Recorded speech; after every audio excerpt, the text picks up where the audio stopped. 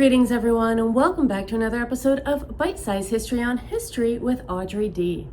In today's episode, we are going to be looking through the religion and mythology of ancient Egypt and getting a bit more into detail about their religious practices as well as some of the gods and goddesses that were worshipped. If you like Bite-Sized History on History with Audrey D so far, please make sure that you are hitting that like and subscribe button. Also, make sure you hit that notification bell so you get notified every time I put out a new lesson. You can also find me on Instagram, TikTok, and Patreon as History with Audrey D. Let's go ahead and get into our lesson on ancient Egypt and their religion and mythology.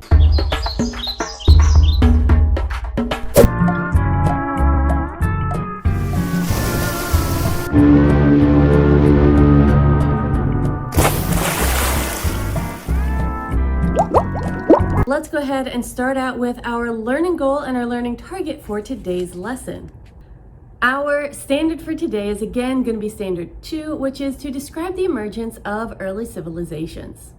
Our learning goal for today is going to be to analyze the relationship of physical geography to the development of ancient river valley civilizations.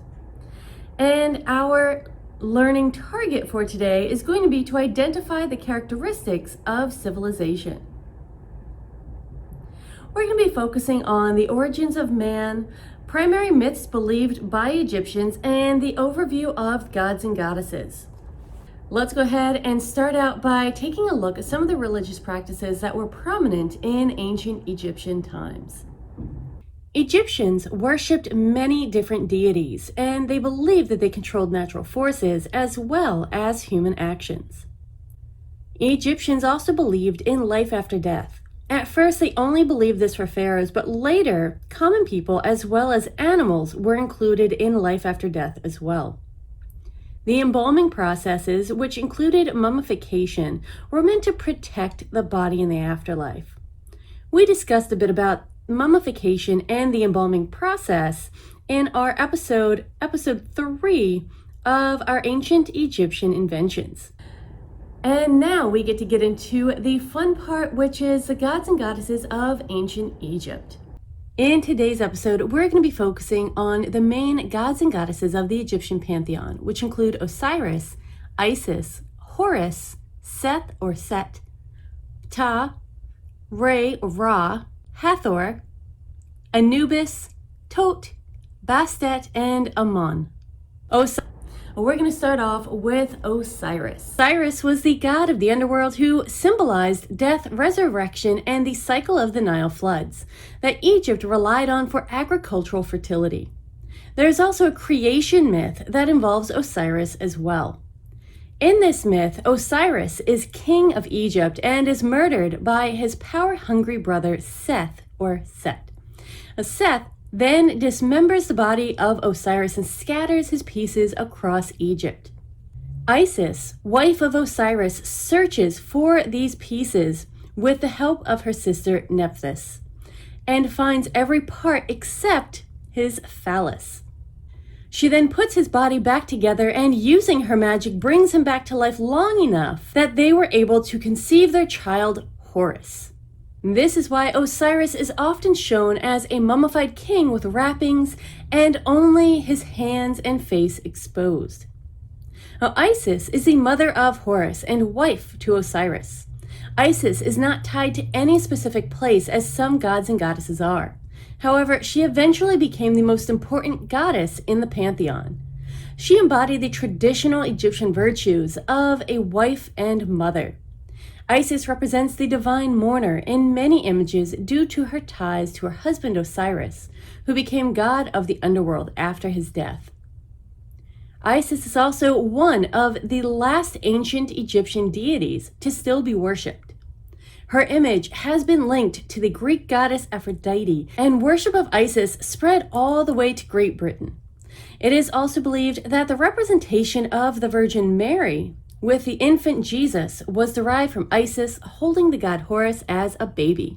Horus was the son of Isis and Osiris. He is depicted as a falcon or as a man with a falcon's head.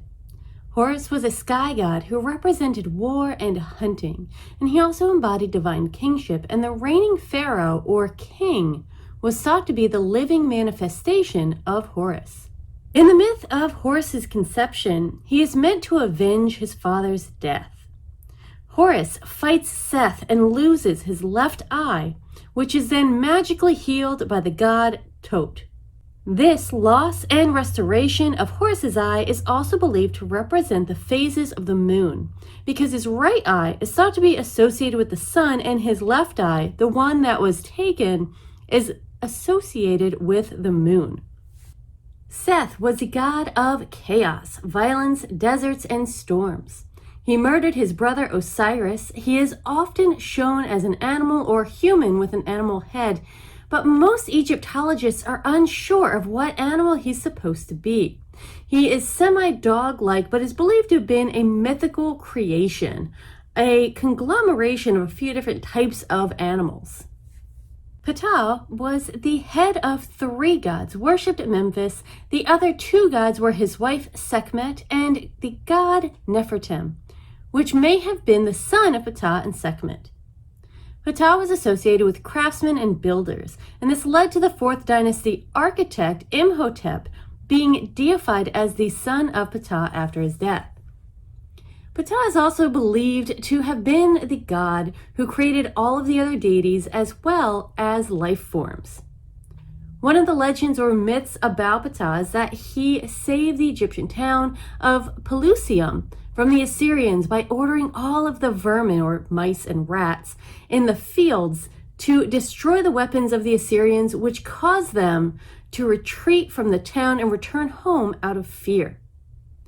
One last piece that we're going to discuss about Ptah is that Egypt most likely got its name from the Greeks, seeing the title Hot-Ka-Ptah on one of the shrines to Ptah, which then became the word Egypt. Next, we have Ra.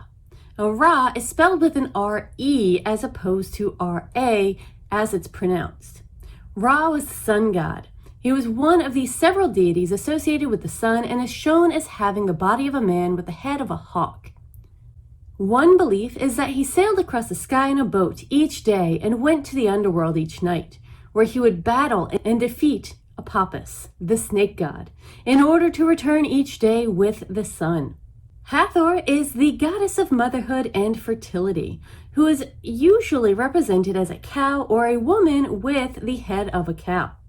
Egyptians believe the Hathor offered protection to women during childbirth as well. She is another solar or sun deity. Hathor was also known as the Lady of the West, which tied her to the funerary rites or beliefs because Egyptian tombs were predominantly built on the west bank of the Nile River. She was believed in some myths to welcome the setting sun each night and represented how many Egyptians hoped to be welcomed after death into the afterlife. Hathor was also the goddess of love, beauty, music, dancing, and pleasure. She was seen as one of the most powerful and popular goddesses. Anubis is known as the god of the dead and is often shown weighing the heart of the deceased against the weight of a feather. This is meant to find out if they are worthy of entering the afterlife. The feather represents Ma'at, or truth. When a person or pharaoh's heart proved to be heavier than the feather, the person and their heart would be fed to the female demon Amet, also known as the devourer of souls.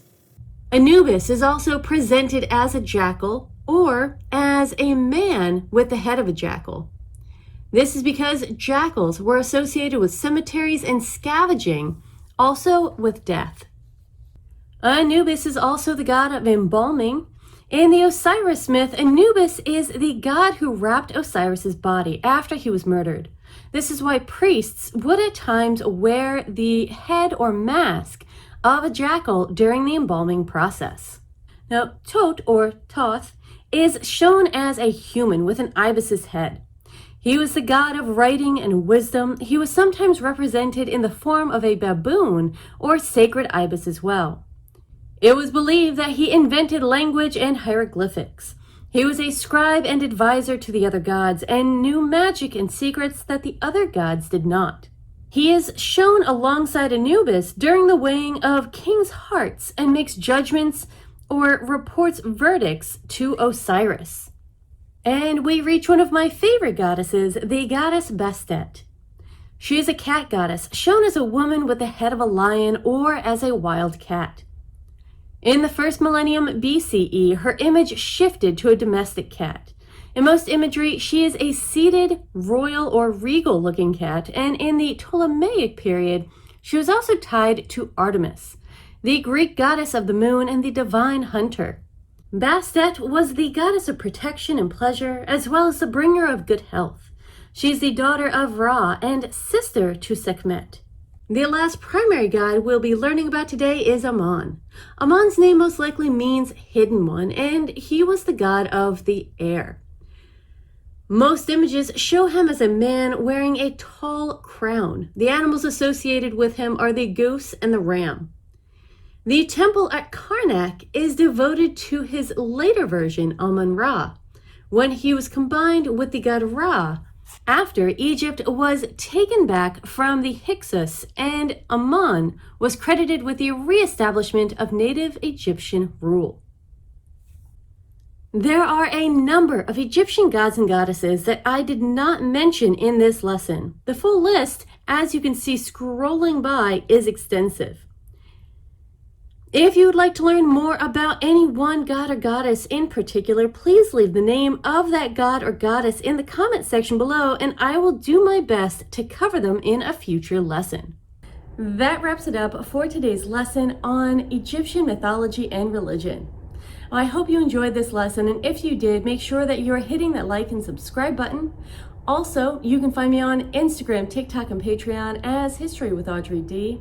And I put little mini lessons up on each one of those as often as I can. If you have any questions about ancient Egypt, or if you have a suggestion about a future history lesson, please make sure to go ahead and put those suggestions in the comment section below. I will be putting some links to the various resources that I've used in my ancient Egyptian lessons in the description and also in my bio. Thank you so much for watching, everyone. Have a fantastic day, and I will see you in our next lesson.